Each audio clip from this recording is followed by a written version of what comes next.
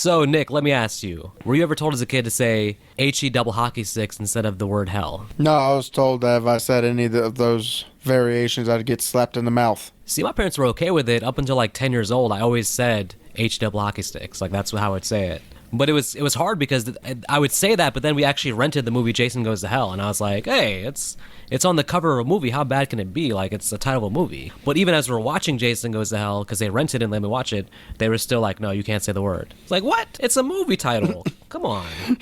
It doesn't need to make sense. Your parents tell you you're not allowed to say it, and you're not allowed to say it. They let me watch the movie, Nick. I was able to watch the movie, but not say the word. It doesn't matter if they let you watch the movie. Who thought of this title anyways, Jason Goes to Hell? This is a ridiculous title. Only because Jason's not actually in hell. Yeah, this was like false advertising the same way of Jason Takes Manhattan. He really only goes to hell in the last 2 minutes of the movie. I mean, I would have liked to see the movie start with him going to hell, and then we explore him in hell, doing his thing, his adventures in hell. This is not what I was promised. Not to mention, we don't even see hell at all. He gets dragged to it, but we never see it. Well, they didn't have the budget for hell. if they didn't have the budget for New York, how are they going to have the budget for hell? I'd be curious to see. This is their first movie with Jason.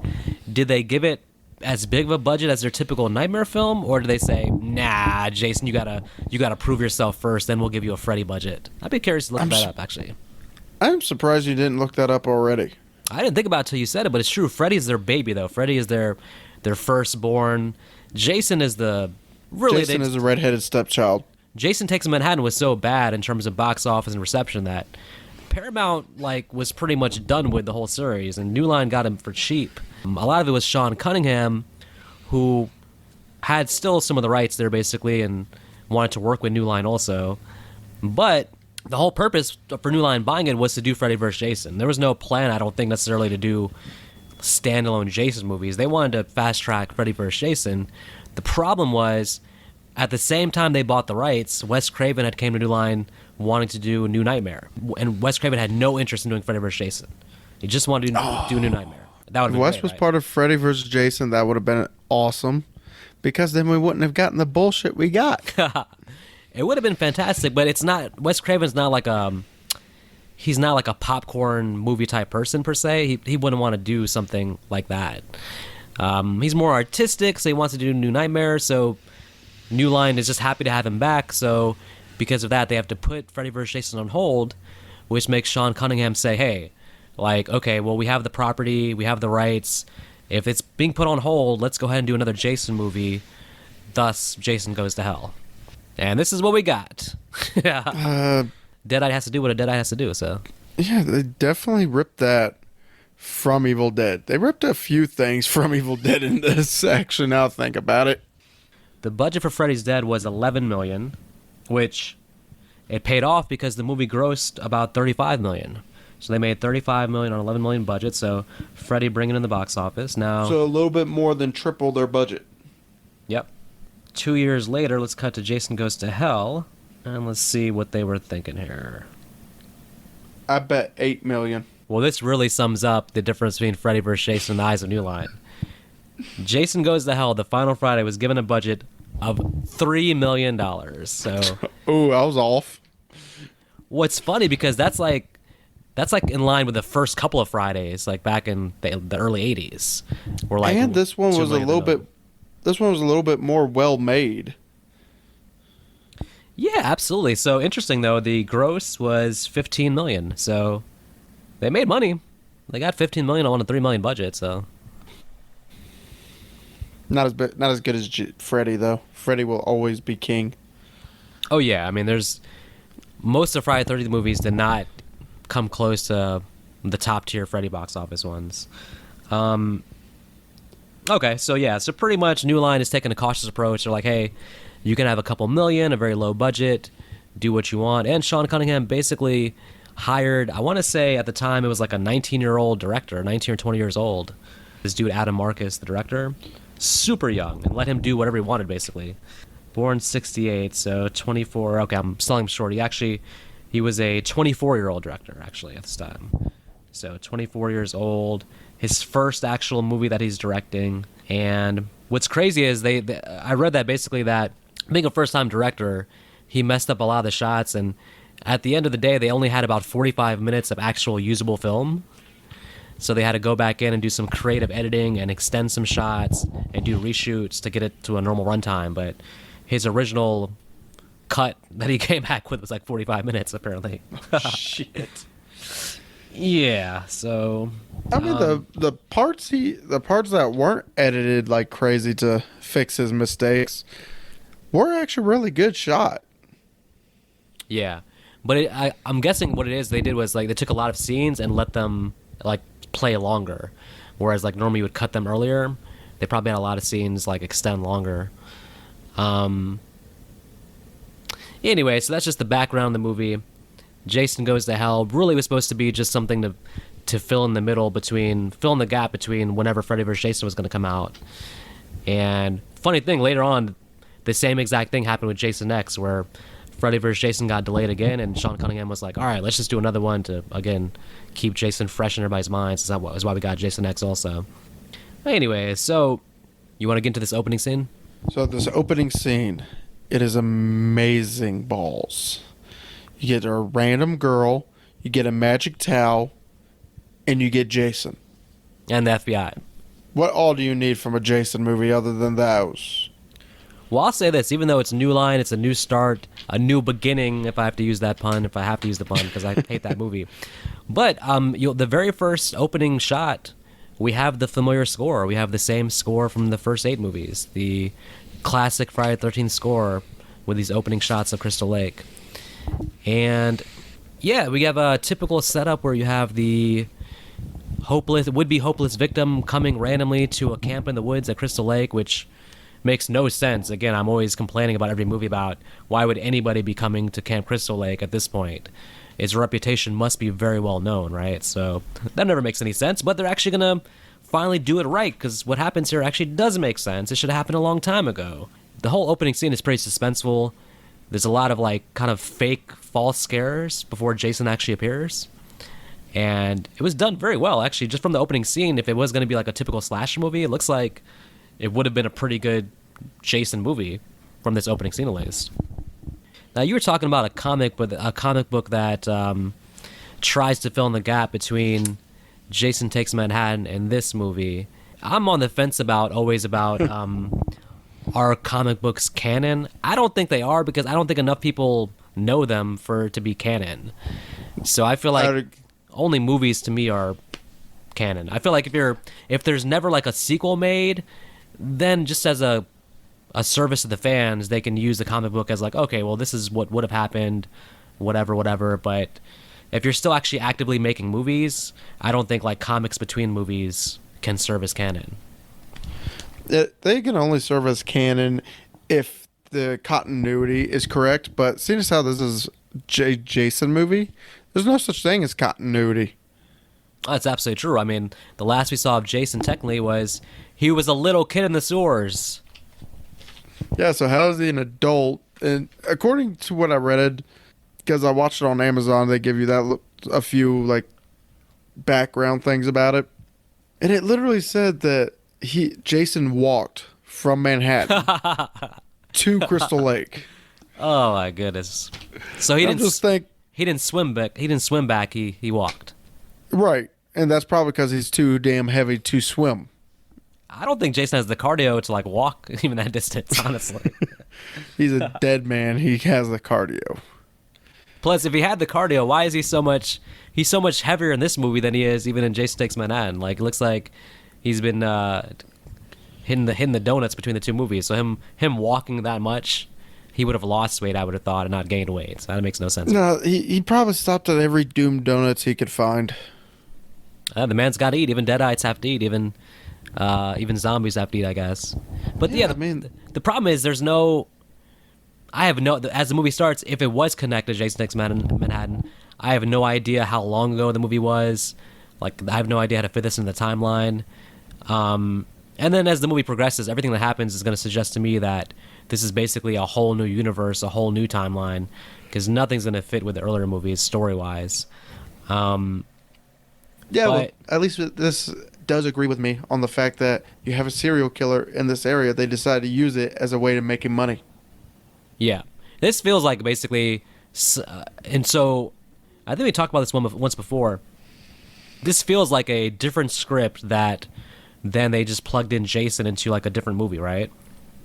But it's actually not. This is actually a script written for Jason Goes to Hell.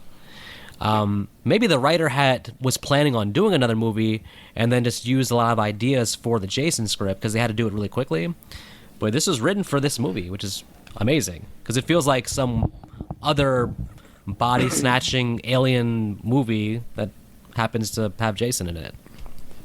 Yeah, well, speaking of aliens, let's get to our cast list because this is very alienated. That's not even a pun. That's just a bad way to say things. That doesn't make any grammatical sense. I'm going to let that go, though.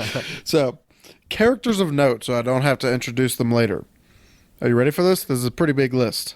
I'm used to all the movies having big cast lists. Okay, so Steven, Jessica, Vicky, Robert, Sheriff Landis, Joey, Shelby, Josh, Randy, the coroner, Ward, random beginning girl, Jason, Diana, and Duke.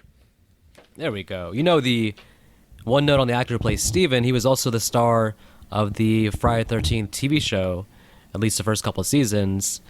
And from that connection, they approached him to be in this, and he was kind of hesitant, but then he was like, well, this is a whole different thing from the series, which it is.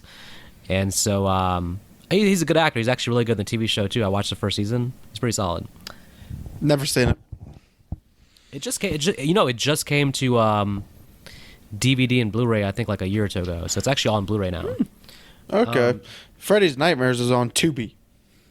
Yeah, I tried to give that a chance. I liked the first episode, but it does kind of... It's not one of the better anthology shows. Like, Tales from the Crypt is like 10 times better, honestly. Well, nothing can beat Tales from the Crypt. Don't even compare those two. Yeah, that's true. When you first saw this movie, how surprised were you by this whole beginning scene being like an FBI sting? Like, they're hiding in the woods waiting for Jason. Like, I was shocked. I was like, what? What the hell? Well, seeing as how the very first time I saw this was with you, like, what, 3 or 4 years ago? Oh, man, that's true, right? You didn't know about the FBI sting, I don't think, right? No, So, I've only ever heard of the movie, never actually watched it. So Wow. then all of a sudden, I watch it, and I'm just thinking to myself, oh, cops are actually doing something. don't you feel like now, because I guess since we just have recently watched the entire series, doesn't it feel like this should have happened a long time ago? Like, what has the FBI been doing while all these people have been getting murdered for the last 20, 30 years? Like, finally, they finally set up an easy trap for him and got him. They could have done this 6 movies ago. I know exactly what happened. Because Rob never came back to report his findings to the FBI, they all thought Rob just flew the coop. Well, yeah, undercover agent Rob, whatever his last name was, he went rogue, of course, and got killed by Jason, but in part 4. Yeah, he was supposed to bring back his findings to the FBI, but come to find out, he died, so the FBI just thought he went super rogue, never came back, and potentially killed Jason, because who cares about the other kids that get killed later on? Right. Yeah, so basically, like, 300 bodies later, the FBI finally does what they could have done a long time ago, a very simple, easy sting operation where they set up Jason falls in the trap, they blow him to smithereens, and the movie's over. End credits. Hit end credits. This is an easy podcast. Yep, so I will see you next week, bud. Oh, except for that close-up on his heart. His heart is still there, and it's beating, and Crane Duke's in the bushes saying, "That's not it. Not Speaking that of easy." Speaking of Creighton Duke, I have to do this to you. I know what you're going to say. That he played Rufus on Supernatural. I don't care. That's so many years later. I know him actually from the show 21 Jump Street with Johnny Depp. He was the captain on that show also. Fun fact, I need to watch that now. he only would play this role if they let him dress as a cowboy. He had a thing about wanting to dress as a cowboy, so. I'm just wondering why we never got like a show based all around Creighton Duke, just because they mentioned that he goes after all these serial killers. Well, Creighton Duke is kind of a cheat code in this movie. I mean, normally I always come down on the oracle or the psychic or the person who mysteriously has all the information. As much as I love Creighton Duke, he has way too much information about how to stop Jason, about the whole mythology of Jason. How the hell does he know all this information about Jason? He knows everything. He's like a cheat code. So, I have a theory, but it's completely wrong. Are you ready for this? That sounds like all your theories. Well, this one I know is wrong, but I'm still going to say it.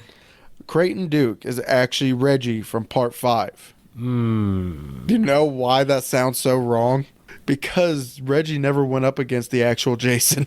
Yeah. Oh, yeah. So I looked it up, and there is a written backstory for Creighton Duke that didn't actually make it into the final film. So what it says on IMDb, at least, is that the original backstory is that some years ago, him and his girlfriend were in a boat on Camp Crystal Lake, and Jason came up out of the water and took his girlfriend down to the water. And ever since then, after that, apparently Creighton Duke first became a cop, and then later on something happened where he left the police force and became what he is, and Jason Goes to Hell. But pretty much, apparently, Jason got his girlfriend years ago. So after that, he dedicated a portion of his life to stopping Jason. But they left that out of the film, which again just leaves you just wondering what the hell. So, especially with that one line he says at the end. But yeah, I mean, look again, timeline wise, it's kind of like, okay, well, when did this happen? Because it's hard to be like, okay, well, Jason attacked you back in the day. Like after Part 2, we see everything Jason does after Part 2. There's no time after Part 2 where we don't. So it had to be like in between 1 and 2 or something. But that's why I don't think that fits the story at all. Or there's one thing we're missing. What if Creighton Duke was actually the boyfriend of one of the main characters and he just did not come back because he thought she died? I mean, there's like, 3 characters that technically was thrown in the lake and was pulled under by Jason through so many different backstories of these characters. Yeah, but I'm trying to think what potential female that could have been, though. And almost every female in the series has a boyfriend with her at the lake, so it just doesn't work. Well, that's why Creighton Duke thought she died, so he never came back. I mean, it's the same backstory as the one thing there. So even if he was at the lake with her and she gets pulled under by Jason, I mean, there's nothing he can do. He's pretty much screwed. So you know what? I know who it is. It's Chris from Part 3. So my thing is like, yeah, I mean, I like Creighton Duke, but he knows so much. He's even in the bushes here, like he knew there was going to be an FBI sting. So maybe he was part of it, and we just didn't see that part. Well, I do like the backstory. Maybe he was a cop. If he used to be a cop before this, maybe he still has some connections, and that informed him that, they're planning something. My thing is, and this is very simplistic though, I feel like Jason himself would have noticed, like, the FBI setting up shop in the woods. Like, they would have had to research the location. They would have had to, like, plan it out. I feel like Jason himself would have been like, hey, what are these guys doing here? They look like they're planning to take me out. So that's one thing I would say that's kind of off. But yeah, well, this is Jason we're talking about. He's not the smartest killer in the shed. Man, some of these movies, Jason's very smart, and then he goes back to being an idiot. So I don't know. Especially around the end. They play loose with Jason's intelligence, because in some scenes he can be like so like cunning and smart, and then in other scenes he's the biggest dummy in the world. So, well, how about we get to the fact that the coroner decided to be extremely hungry? I always say don't do medical procedures on an empty stomach, and this really proves that point. Yeah, because he looked at that heart like fried chicken. He got into it like it was like an Arby's commercial where like, we love the meat. No, it's like at Arby's, don't dumb, we love the meat. So I actually saw a little bit of trivia that I just felt like sharing with you. So Jason's heart was actually made of gelatin and filled with a fruit cocktail mixed with black dye. Oh, that sounds good, actually. Richard Gant almost threw up every single time he had to bite that damn heart. Oh, wow. He said it was the most nastiest thing he ever fucking tasted. I would think they would have made it like taste like cake, like if he's gonna have to do like numerous scenes biting into it, I'm like, make it at least edible for him, tastes good, because he eats it like it's the best thing he's ever tasted. It's really good acting on his part then.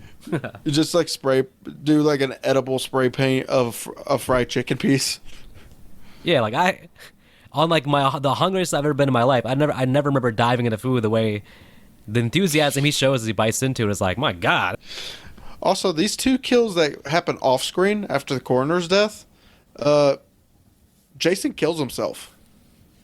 Yeah, we get the Kane Hodder cameo, and you know, maybe it's a different body, but you still can't talk crap to Jason and get away with it. Apparently not, because hell, that's the same reason he kills the coroner assistant too. He starts talking shit to him. Yeah. So this starts the whole Apparently- body switching angle, which we'll talk about, but Duke wants 500 grand to kill Jason, I think that's a reasonable number. especially considering the risk he's putting himself to. Yeah. What's crazy is the news anchor guy is like, he's actually going to pay it.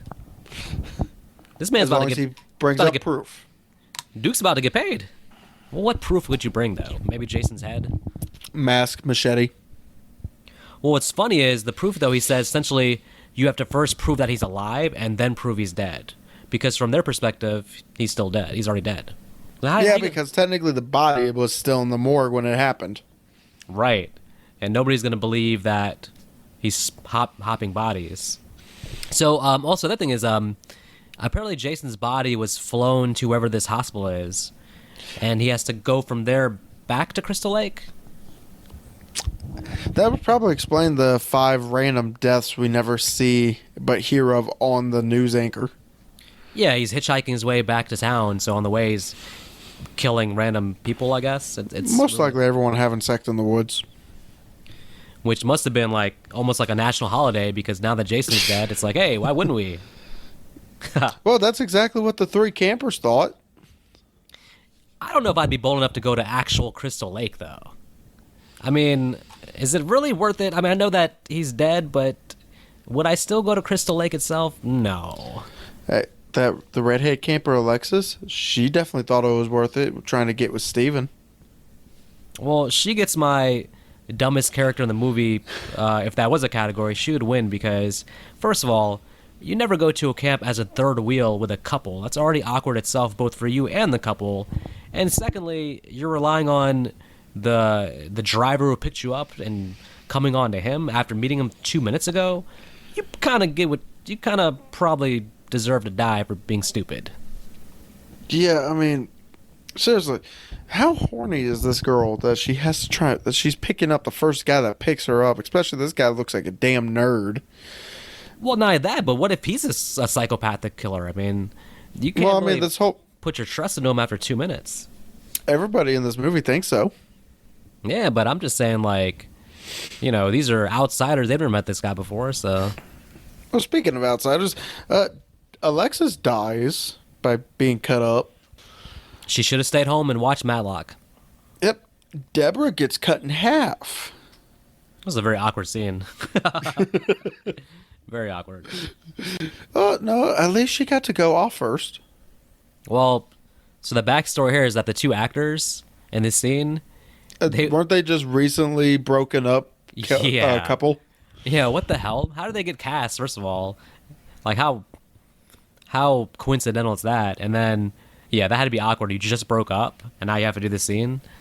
I Awkward. mean, here's the real question. Was it awkward for them, or was it a little bit more comfortable because they know who they're with for that scene? And also, did they get back together after the movie? I doubt it. Maybe this rekindled the romance. Probably not. It didn't.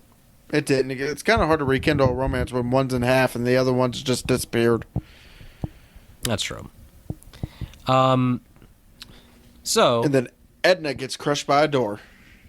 this looked very painful. It did.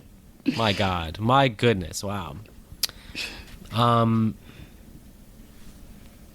So one thing I like about this movie is that it's really not about teen characters. And there's nothing wrong with teen characters other than usually they're written with no personality and they're usually very stupid and one-track mind, but it's kind of refreshing to have adult characters.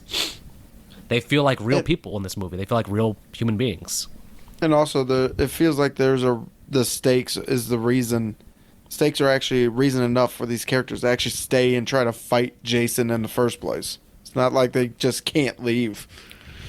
Yeah, there's actually, I mean, there's a child at stake, and that alone, as parents, they have to, defend their child. So Even though Steven never knew that he had a daughter, yeah, I thought that was kind of, well, maybe which I don't makes know. me, I'm which not just makes sure. me think Jessica is a meanie head. Do you feel like with their relationship, do you feel like they gave not enough information, or just the right amount, or would you like to see that explored more in terms of their history and background? Well, to be fair, when we find out that she has the daughter and named the daughter Stephanie, that's all I really need to know, because now it tells us, okay, y'all were together, y'all aren't anymore. But seeing as how Steven did not even know he had a daughter, that's the only part that kind of rubs me the wrong way. It's like, Well, it makes me you think couldn't have like told him at some point. it makes you wonder like how bad was the breakup? Like it was that bad that you had to leave town and not tell him about his child? And Was he abusive? it's hard to believe because they write him like he's like a do-gooder, like he's like a good person. So Even the mother likes him. yeah, they make him seem like he's like an ideal father and boyfriend. So it's and by the way, now she's like with this like news reporter guy who looks like the biggest jerk in the world. Well, maybe that's what she likes. Maybe she likes jerks. And this guy really is a jerk. Considering the fact he steals her mother's body from the morgue, puts it in the Voorhees house just to play the angle.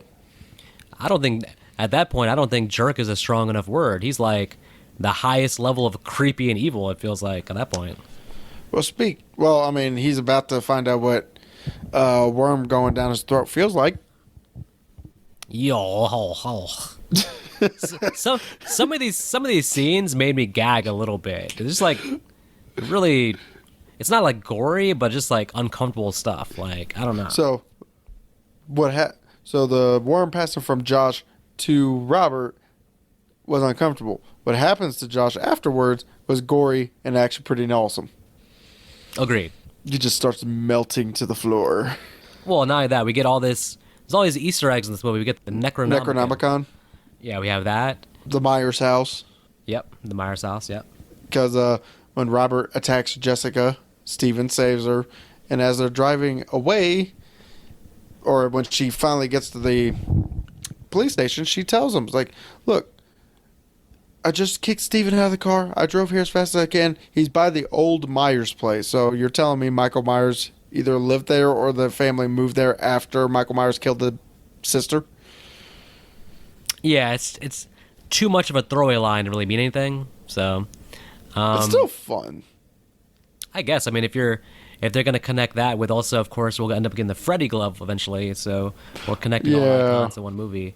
But this By the way, movie, you know what they call French fries in this town? no. Jason fingers. What's, So I guess what's crazy is, like I said, just at the beginning of the movie, it was like well known that Jason was still running rampant in Crystal Lake. Like that's crazy to me that before the FBI thing, it was just like known, I guess, that hey, he's out there and he's killing people. Like I would get the hell out of that town at that point. They're sort of doing Jason fingers, but whatever. well, I mean, as long as you stay away from Camp Crystal Lake, you should be fine. But there is one thing we have skipped over that's probably important for us to tell, and that is the plot of the movie. Ah, well, yes. It's not so easy to explain the plot. It's not really a one-line type of plot. It's like a pretty stupid and in-depth, I guess, but if that makes sense. Well, this But- was like, what, 3 monologues worth as he's breaking people's fingers? Yeah, I mean, if I was Steven, I'd have been done at the first one. I'd have been like, just keep the information. I'm good. I'm gonna just sit in my jail cell. I don't need you breaking all my fingers. Yeah. But then you won't be able to save your girlfriend. What kind of drugs was the writer on when he actually came up with this plot? This is not a plot that a normal person thinks about. This is At least not for Jason, anyway. Yeah, I mean, okay, look. So the Jason we know, his whole backstory, his whole point is that he wants revenge on the camp counselors who both killed his mom and were negligent to him as a kid when he was supposedly drowning. It's very simple. I mean, that's Jason, right? I don't know what this is. Right. I don't know if he's a Deadite. I don't know if he's an alien. I don't know what his purpose is. I don't know what Jason's doing in this movie. I don't know what's going on. How does it fit into the narrative of the series? What are you talking about? We know exactly what he's doing. He's trying to get his body back I guess, but I mean, by violating his female family members. yeah. So there's nothing wrong with doing like an outside of the norm plot. I mean, obviously, Part 5, New Beginning, had a pretty off the rails plot. There's nothing wrong with that. But in my mind, we have to just separate this from the rest of the series then. This is a new timeline, a new canon, because the body hopping thing just doesn't fit with the previous movies. So it makes no sense. So, okay, as a new story, separate from the other movies, I'll judge it as a solo experimental thing.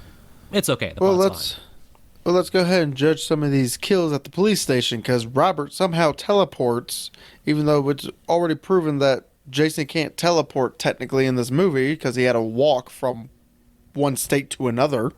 But for some reason, Robert was able to teleport from Diana's house to the police station before Steven even gets there. He did indeed. He did. You're right. Can someone explain this to me? Because his leg should have been smashed too. It's teleportation. So, But he's not supposed to have that in this movie, as we've already seen. It took him over a week to walk from state to state. If he could horriportate, why did it take him a week? okay, so he got a ride. He still looks like a human being, so maybe somebody picked him up. Yeah, with blood all over him, smashed legs. He's coming from a barbecue buffet. He didn't use napkins. There we go. Speaking of barbecue, a pig, a chicken, and a cow walk into a barbecue. The end. Wow. Anyways, yeah, the police station massacre. Let's call it that. Not really, but I guess. Yep. Not really, because only 3 people actually die in this scene. Yeah, I do like. Spoiler: my favorite scene is coming up, and that's going to be the diner scene. The diner shootout. When all hell breaks loose, when Robert shows up, and you got the poor kid out front, just trying to shoot him, I guess, but. Yeah, Ward. Poor Ward. He's the only one who actually believes Steven was not the killer. He wasn't getting paid enough to deal with this. That's just not right. Well, here's the thing. Because when I was going through the movie, I was looking at a death list. So that way I knew to mention all, if not most, of the deaths at least. The death list I was looking at did not mention the guy that damn Steven shoots shooting at Robert. Right. That's true. That poor bastard just got up to try and get the hell out of the way. Innocent bystander taken out. Another one, which probably isn't a death, but he tries to attack Robert, and Robert just throws him into the table. Yeah. I love the deaths of the somewhat annoying owners of the diner. The Shelby and Joey. Yeah, I mean, they're kind of those fun towny types that are just trying to make a quick buck on everything, and they just had some really creative death scenes for them. They did, but I actually like Shelby. Shelby was a pretty cool guy. Joey, you could definitely tell she cared, but you can also tell she definitely likes her money. Yeah, she's Mr. Krabs. She had to go. They both had to go. Well, Shelby is now fried chicken, and unfortunately, Joey will not be able to eat that fried chicken. What about the one girl suddenly becoming Sigourney Weaver? Vicky, yeah, she just pulls out a shotgun out of nowhere. What the hell? I mean, just one earlier scene establishing that she was into combat training or something, because she's very handy with that weapon. They're in the middle of nowhere. She's probably hunted throughout her life. I don't know, man. She looks like she's about to kick Jason's ass, honestly. And she pretty much does. I was about to say, to be fair, she does somewhat a good job for about a second. Well, I mean, she runs into some errors there, some difficulty, some obstacles, and then her head gets crushed in. That was a fun scene too. The death scenes are pretty excellent, to be honest. I'm gonna say it. What I liked was the fact that she did not even try to actually cry for her own life or try to ask for mercy. She just told him go to hell. Yeah, once you put up a fight like that, you can't suddenly make her scared. She's just been a badass the last 3 minutes. So I think that was the appropriate reaction. Just like, yeah, go to hell. Go to hell. It was in the line of take your best shot, motherfucker. But here's the real question I got about this scene, because there was something happening in the background that we didn't see. That is, Duke apparently knows horrorportation. Yeah, it doesn't surprise me. How does he go from the police station to the diner, kidnap the baby, and then to the house before Robert even gets there? It's the same way he knows everything about Jason, including how to kill him, the entire mythology of that, and how Jessica is the key to Jason's demise. The same way he knows all the information, and the same way he can teleport to all the different places. So he learned horrorportation. That's a learned trait. That's not something that's just given to you when you become a serial killer. Hey, you'll be surprised what you can find on YouTube. Well then. Put in the right Google search, you'll be very surprised. Well then, so how about we just get to this climax? Because this climax is weird. Yeah, I mean, the body hopping thing sets up like a whodunit kind of way, because you don't know who is actually Jason now. Who has Jason's thing inhibited? Is it the friend Randy? Is it the sheriff? Who is it? Well, what's weird is the first 3 bodies we see, they do not talk. They try to act all, muscular and menacing and all that. And then we get this last one where all of a sudden Jason can talk. He knows what he's doing. He doesn't just straight up murder everybody in that damn room. Well, this is the biggest hint that this whole New Line thing is a whole different universe, because I can't think of any scenario where Jason would talk. Like, in all the movies we've seen Jason, maybe you could argue that this is the first time he has a reason to communicate, but I just don't buy. And what does he say? He says, like, stay away from her or something like that, and get away from her or something? Yeah, I just don't buy it. It's a fun thing because it throws you off. It makes you think, oh, that's not Jason. But it's, in hindsight, that's just not his character. He doesn't talk. Yeah, which makes no sense because the other 3 didn't talk either. They roared, and they never talked. And if they could talk, they could have used that to their advantage, because they could have been normal then and presented themselves as normal if they could talk. Right. So Randy was our Jason, and then we get Jason Worm violating his dead sister. I feel bad for Randy, because all throughout the movie, really, he's just trying to do his job and be a good cop. I mean, he keeps running. Be a good friend. Yeah, he's actually kind of sympathetic, because he's really never does anything. He never really betrays his friend. He also never is a bad cop. He's doing everything by the book, but his friend just keeps crapping on him, including this ending where he kills him. Without hesitation, I might add. Yeah, I mean, maybe there wasn't a better solution at the time because things are going down, but you gotta just, like, chop him up like that? Like, seriously? With no remorse? And afterwards, like, you're just not like, hey, I killed my best friend. Like, wow. But I got the girl. Yeah, the whole movie, though, he showed no regard for Randy the entire movie. like, you could have let him in on the plan, and he probably would have, like, joined in on the plan and helped you, but you kept treating him like a cop instead of a friend. It's really weird. Like, at the jail thing, right? When he has to get out the prison cell, right? Mm-hmm. Just, like, explain to your friend what's going on, what you have to do. Instead, you have to, like, pull a ruse and, like, beat him up and stuff. I'm like, what? Yeah, well, Steven only cares about the girl. Well, the girl and his child. Are you sure? Because I could have been wrong. I could have been paying attention to something else. But I did not see them walking away with the child at the end. I don't know. I'm assuming they didn't. If they forgot about the child, then someone needs to call child labor. And I'm pretty sure they forgot the child. Listen, the director was 24 years old. It was his first movie. He forgot the baby. The baby's back at the house. He's like, the baby's dead. The baby's like, what are you doing? Like, come back, get me. No, actually, that's how Jason comes back in Jason X, because they forgot the child. Jason somehow gets back out of hell and infects that child. Let's talk about this ending for a second in more detail. So, basically, Jason, alien Jason, is able to find Diane, her body in the basement, And crawl into violates her like Evil Dead. really weird, and then we get actual Jason jumping up from the basement, and yeah, maybe it's because we haven't seen him the whole movie, but this actually feels powerful. You're like, oh my goodness, it's Jason. It's a big. The theater probably cheered when this happened. And then he breaks Creighton Duke's back, and I'm sure everyone cried.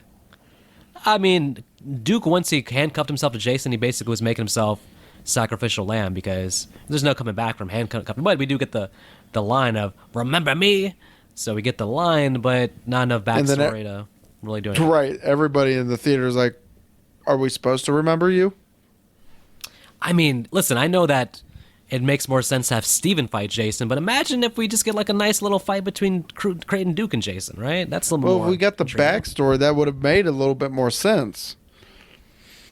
Yeah, I would have liked to seen Duke live, because truth is, that's a character that you can use in all the future movies.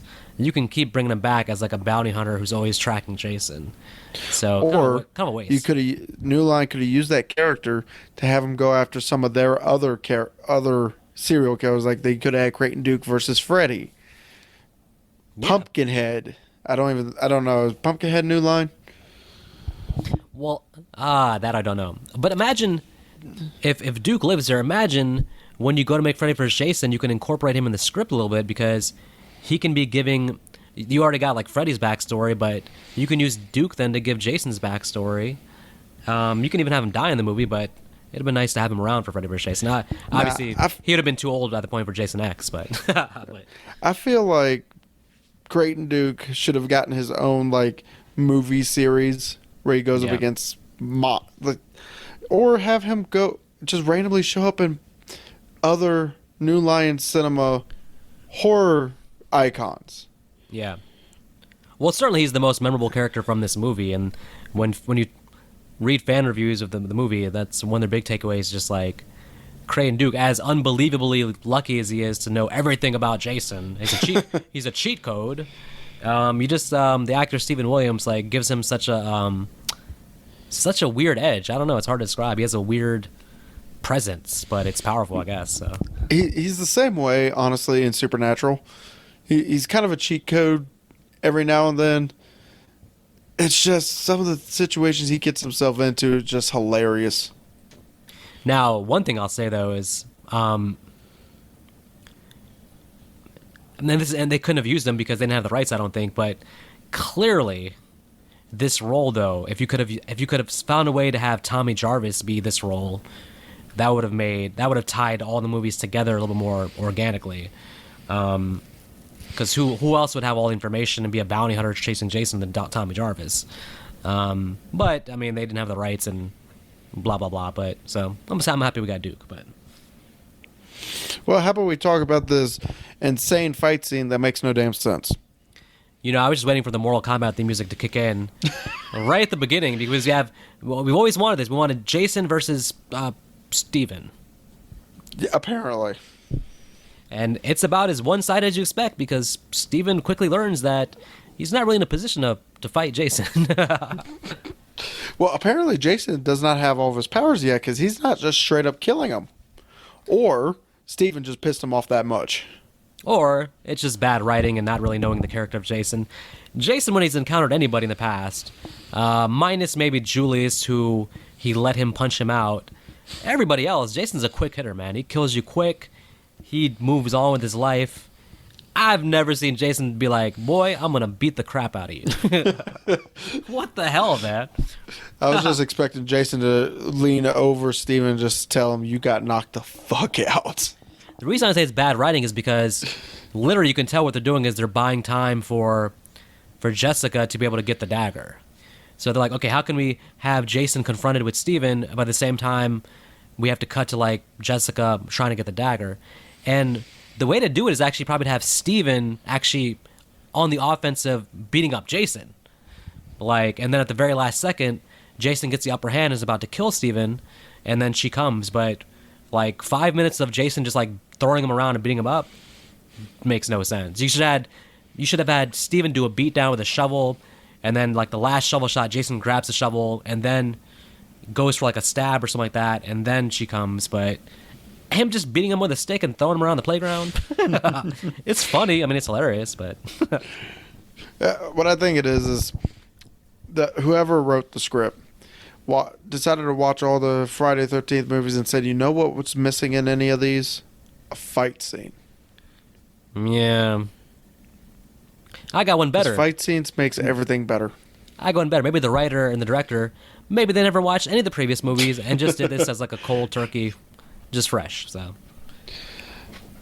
But that'd be stupid.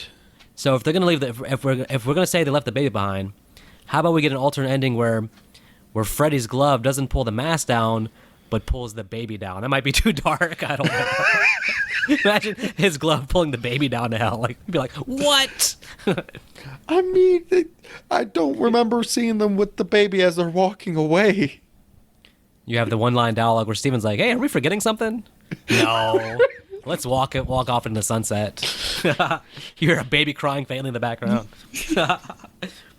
I'll have to rewatch that. Did they leave the baby? I think she probably had the baby cuddled in her arms or something, I'm guessing. I hope I'm just not. I hope I just did not see it right. But I'm pretty sure they left the fucking baby. Well, finally, after an hour and 25 minutes, they remember this movie's called Jason Goes to Hell. And they finally show us, thanks to the help of a magic dagger, that Jason is going to hell. Yes. There we go. All right, well, I guess maybe categories? Categories. Okay. Best performance. I mean, we just talked about him, so it's kind of anticlimactic, but clearly, It's Steven. it's got to be Steven. Yeah, I mean... It's got to be. And by that, I mean Steven Williams, the actor who's playing Chris. You love how we went like that, don't you? Yeah, Creighton Duke is, like I said, he's a memorable character. Would have loved to see him... I mean, maybe some more backstory would make his character make more sense, because he's a know-it-all, and the breaking the fingers thing is kind of weird, so he's a weird presence. Maybe that's the backstory of his girlfriend. She loved breaking fingers. So, worst performance. That was actually kind of hard, because this movie was acted fairly well for what it is. Yeah, it is tough. Yeah, I got to think hard about this for a second, because nothing really stood out as being bad, per se. I'm giving it to Robert just because of how despicably evil he was, and then we don't really get a payoff before he becomes Jason. Yeah. Even that feels like you're reaching, because you're struggling to figure out who to. I mean, I am. Who to pin this on. That is exactly what I'm doing. I am reaching. So sometimes worst performance can just be literally the lesser of the good performances. Sometimes you just have to go with that. And in that mold, I would say I'm gonna go with Jessica, strictly because I would say that maybe emotionally she doesn't really show her emotions that well. And she forgot the baby. Well, yeah, that especially. So we're reaching here. It's the least of the good performances, but I'm gonna go with Jessica. Okay. Best scene. Nothing can top the fight scene. The fight scene was just amazing. It's better than the raid, and just the magic towel that this girl had during this scene was just. Wait, what are you saying? You're talking about you're naming three different scenes. You said the magic towel scene. So how is that the fight scene? What are you even saying? I know, I'm just doing it to confuse you completely. I actually did enjoy the very opening the most. And yeah. And I'm not saying saying that's where the movie peaks. I'm saying that's just probably the most fun. Because, again, it's just something about that magic towel. And the fact that this girl, who is actually bleeding out, because she was cut before she was able to get away. You can see blood on her. She was still doing all these acrobatics, and then the pretty cool shot of him exploding at the end of it. it was just a fun scene all around. I do like that scene because actually it's the only scene that feels like a Friday 13th classical Jason feel movie. You know, that Up until the FBI gets there. yeah, then it feels like something else completely different. I'm still gonna go with the diner scene though because I feel like that 5 minute stretch in the diner is kind of like it feels almost like an action movie. The action picks up. We have so many cool deaths there. I feel like that's the highlight. So many cool moments within that diner scene. Worst scene. I'm just gonna say it. I think it's the breaking of the fingers. This is the most ridiculous way to get like a plot across. Like, okay, just Crane Duke, your whole goal is to get Jason, right? Why do you have to break the man's fingers? Like, that doesn't make sense. Like, you're actually wasting time.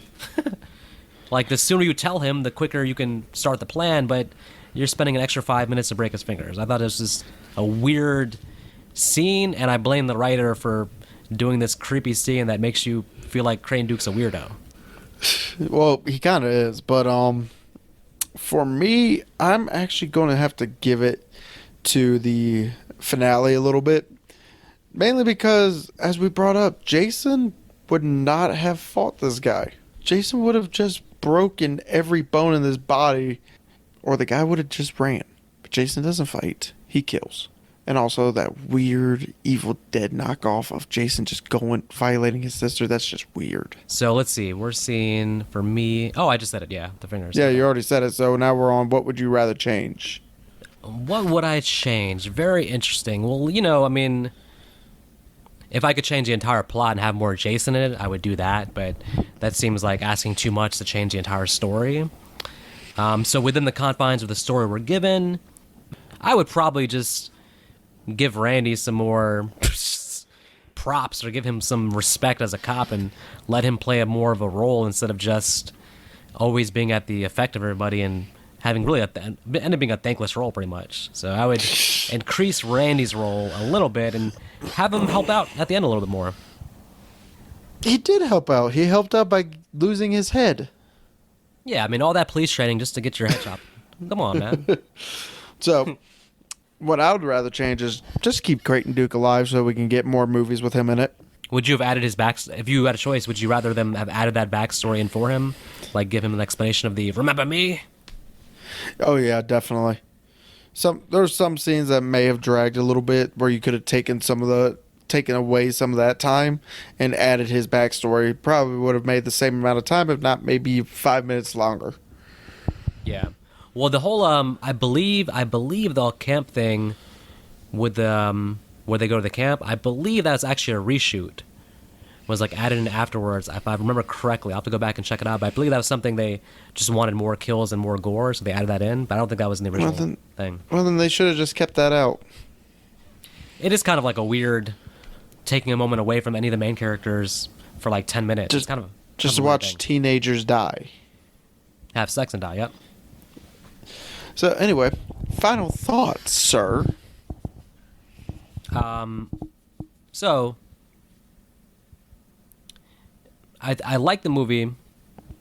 I think it's different. I think that it's all about your expectations. Anybody watching the movie, it's called Jason Goes to Hell, so you may have certain expectations when you start watching it. If somebody can buff your expectations down to, hey, this is really not a Jason movie, treat this as like a standalone horror film, then I think you'll have fun with it. It has pretty good acting. It's well shot. Good death scenes. So it's just out of place as a Jason movie. But on its own merit, it's actually pretty decent. So it's kind of like Halloween 3 where, you know, don't expect a Michael Myers movie and you'll be pleasantly surprised, I feel like. So treating it that way, I'm gonna go 2.5 stars. I'm gonna actually give it a positive overall review. It's really not a cream of the crop of the series. It's not touching part 6 or part 4, but I think it's better than some of the other sequels. So I'm gonna go 2.5. Well, I'm gonna have to say, me and you are definitely agree with this one. I'm giving it a 2.5 myself. Movie is fun. It's fun, even though the minor role of Jason is in it and the weird fight scene. Overall, it's fun. Kills are good. Acting was good. It was shot well. And the music was actually there to add some intensity instead of just being there just to be there. Right. So, but yeah, overall, yeah, it's a 2.5 for me too. It's not the best, it's not the worst. It's more middle. It's all about your expectations. As long as you're not expecting a traditional Jason movie, you'll like it, I think. And to be honest, by this point, they probably made this movie because even New Line was getting bored of traditional Jason movies. Yeah, well, that's where you get this and then Jason X. But I mean, sometimes that works out. But I don't know. I mean, I would now, in hindsight, going back now for a new one coming up, I'd rather just go back to the traditional formula, not do anything crazy. Whenever they do a new one, I hope they go back to the original formula, not do Jason in the Hood or Jason, something kind of weird travel movie with Jason.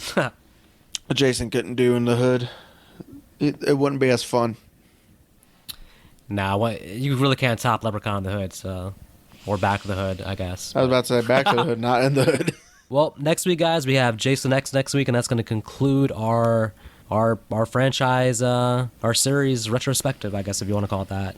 Then we'll be moving on to the Children of the Corn series. No, I'm just playing. We would never. I was about to say, don't do that to us. Not yet. We would never do that to our fans, to subject you through all Children of the Corn movies. At least, as Nick said, not yet. Whoa, hold on. We're not subjecting them to it. We're subjecting ourselves to it to give them the review, so that way they don't need to subject themselves to it.